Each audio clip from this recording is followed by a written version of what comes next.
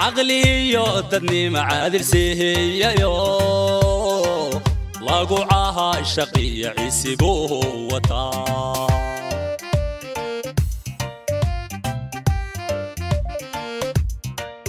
عقلي يودني معادل سيهي يو لاقو عاها الشقي عيسيبوه وطا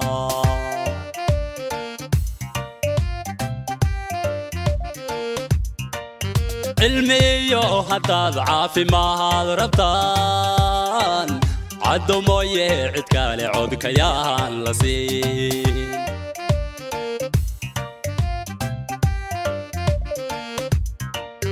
علمي هداد عافي ما هذا ربطان عدو مويه عدكالي عود كيان لسين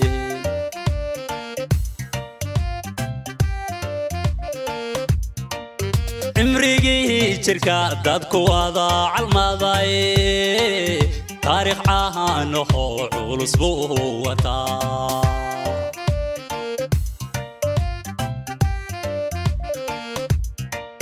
امريكي شركة دادكو وضع الماضي تاريخ عهانه وعيب الله وعلن كاي ويلولين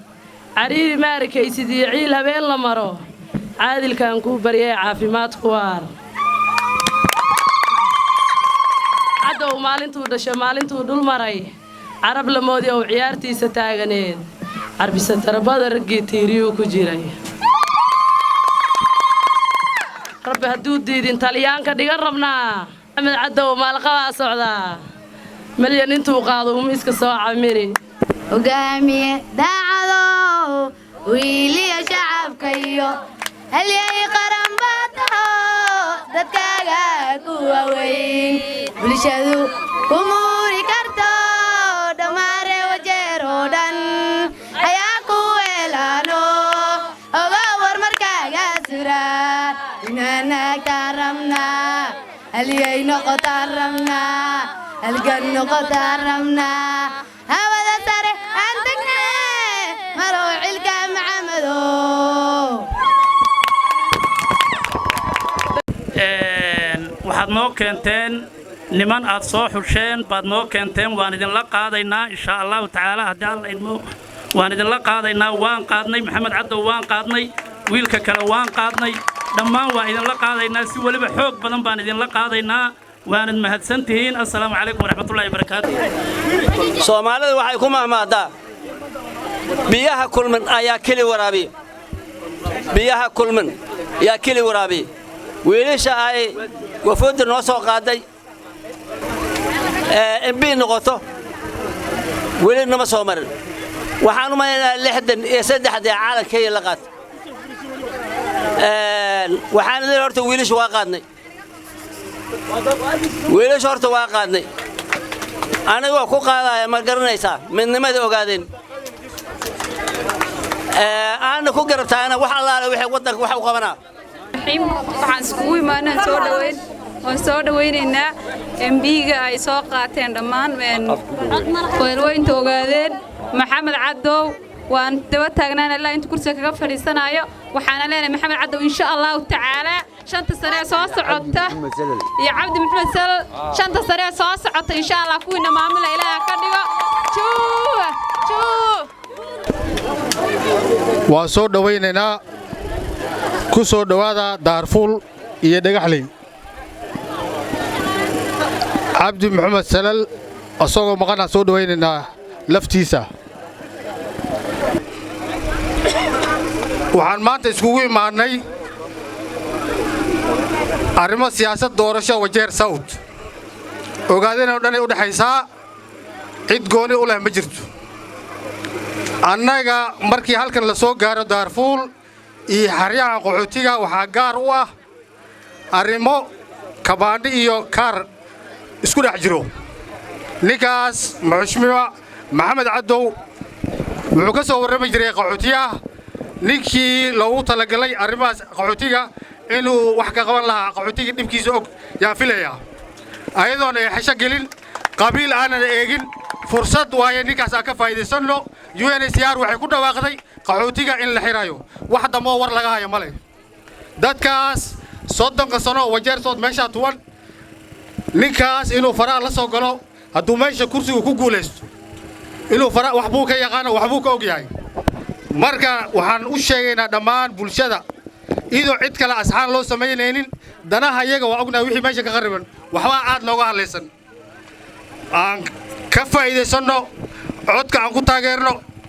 in annaga ma soo bixin ninkan in annaga noolagu dhawaajiyaan wadaa nin walba dhibka hayo mar buu ilaahay kurbada ka feedaa ilaahay aa nooga dhigay midka kurbada looga feedaa annagana waxaan soo dhowaynaynaa gogol fidsan iyo gacmo furan iyo qalbi furan yaan ku soo dhowaynaynaa annaga waxaan nahay reer daarfuul iyo reer dhagaxley iyo reer ifi iyo ma dadku waa dad ogaadeen si u dhan iyo kulli waa ogaadeen wax dhibay un baana hayo oo waxaan u malaynayaa South Wajeer baaxaddeeda intay dhan tahay waad aragtay waxaa embiyada ciidda ka badan ee dalka kale ka soo galay waad aragteen South Wajeerna intay dhan tahay waad aragteen oo hal imbi uun ma intaa uun hal imbi uun baa taagan 40 sano wax la dooranayay hal imbi uun baa taagan waxaasi dhibaatada waxa keeni waa ogaadeen uun dhexdiisa asaga uun baa maaragtay iska waxaynay anu waxaan leeyahay soo dhawaada nimanka aad wadeen ee doorashada u soo qaadeen waa inala qaadnay waa soo dhaweynay idinkuna waa mahadsantihiin عليكم عدو شو سلل شو هقوليستين لما وعد سلام يا ددوينهن لما ميل كسو كيمد سيده شرفته iyo qadarinta iyo qiimaha leh ay u soo macnaha qaabileen shirkan waan aad baan uga mahad celinayaa wabtidana waan soo dhaweynaynaa boqolkiiba boqol inta kadib hadalka waa laga hadlay waa qaadanay ragga naloo keenay ee walaalahaya muxuu ahaa aad iyo aad aanu macnaha u jecelahay waan qaadnay waana soo dhaweynay waxaa hadda fadhiya maxamed cadow waa nin caan ah waa nin taariikh leh waa ninkaanu weligana aanu macnaha muxuu ahaa raadinaynay waa nin macnaha og xaaladaha maanta waddanka ka jira khaasatan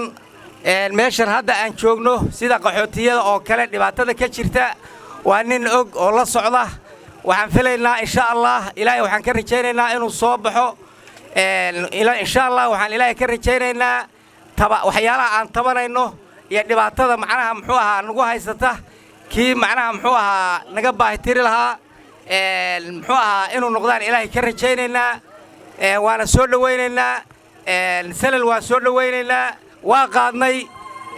waxaa kale xeryaha raggii joogay ee aanu isla joognay way hadleen waxaanu jecel lahay oo codsanaynaa in la tago dhagaxley ifa xagar dheer dhammaan in la tago waan soo dhaweynaynaa suldaankii ifa wuu fadhiyaa isagana muxuu ahaa wuu hadli insha Allah ragga aniga reer dhagaxley baan ahay iyo reer daarfuur raggii iga horreeyayna waa reer dhagaxley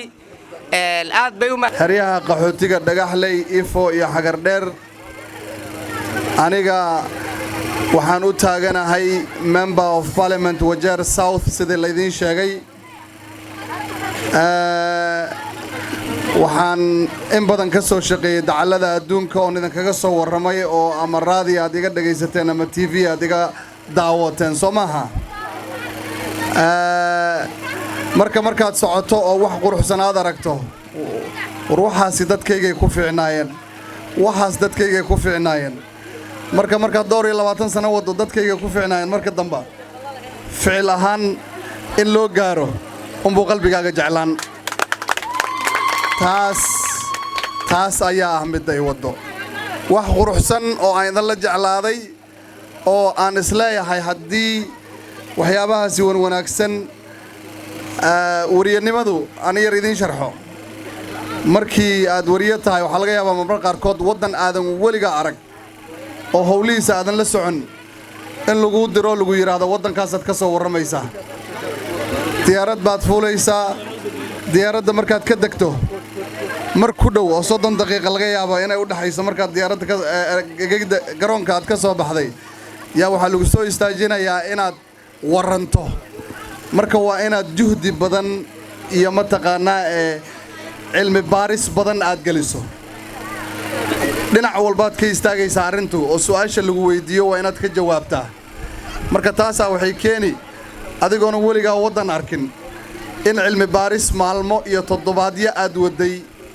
oo habeenkii marar qaarkood aad ku dhafri mawduucii isaga ahaa ee aad ka warramaysay inta badanna haddee waxaa laga warramo waxaa waaye dawladnimo guulaysatay iyo dawladnimo ama hoggaan guulaystay iyo hoggaan guuldarraystay marka waxaad ku noqonaysaa qof khabiir ah waxa wanaagsan sida lagu gaaro iyo mataqaanaa waxa keeno dib u dhaca iyo dhibaatooyinka deegaankeenna aad buu u ballaaran yahay 24,000 oo kilomitir oo isku wareega uu yahay waa almost maxaa la jiray kala bar deegaanka Wajeer uu ku fadhiyo oo mataqaanaa 5,000 oo kilomitir oo mataqaanaa isku wareega iyadoo isaas tahay hal xildhibaan baa ka soo galo khayraadka ay dawladdu u qoondayso aad uma tira badno dhibaatooyin badan baa jira marka waxaa loo baahan yahay madax adag oo mataqaanaa codkeeda laga maqlo yacni Kenya kaliya maaha daafaha iyo dacallada adduunka